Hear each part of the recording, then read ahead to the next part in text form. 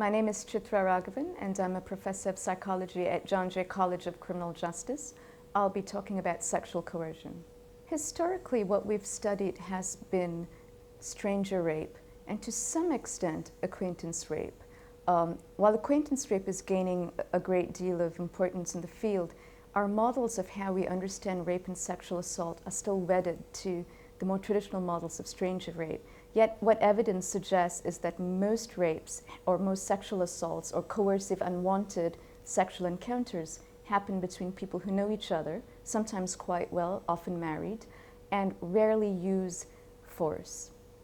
The way we can tell the difference between sexual coercion and unwanted sex is having very clear definitions and establishing boundaries and limits insofar as we can.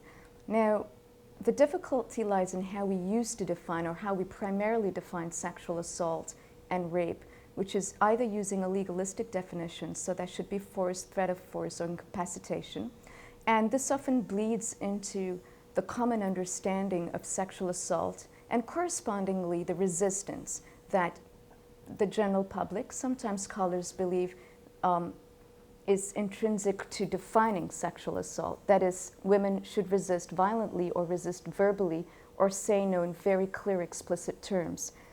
So that's part of the controversy. Now, if we understand that sexual relationships are about negotiation, however we define negotiation, one way that I and some of my colleagues define it is coercion happens when negotiation ends.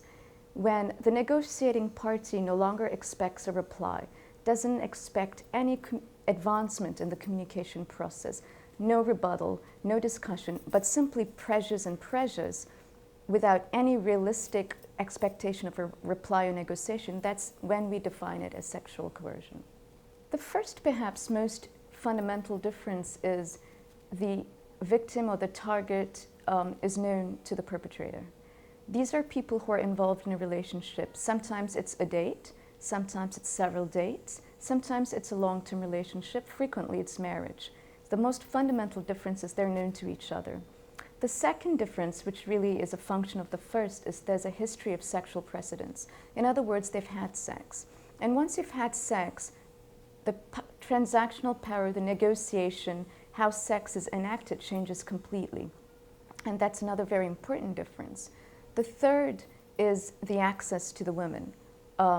If you know the person, if you've had sex with him or her before, then the access to the women tends to be more in sort of daily sorts of things. If it's a dating relationship, perhaps you negotiate where to go out.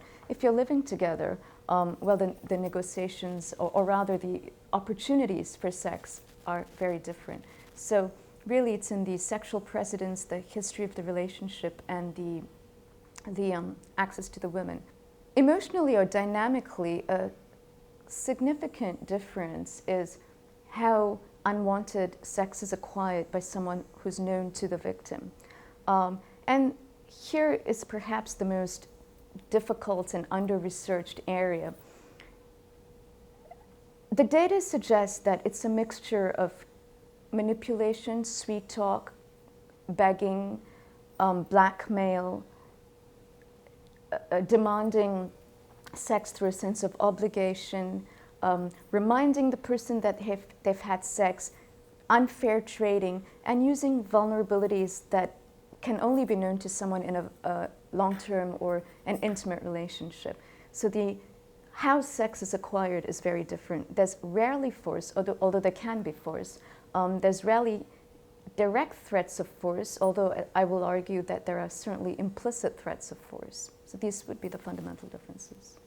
Do we believe in universal models? Do we think that the dynamic of how people communicate and therefore how they miscommunicate is the same across male, male, male, female, culture, and age?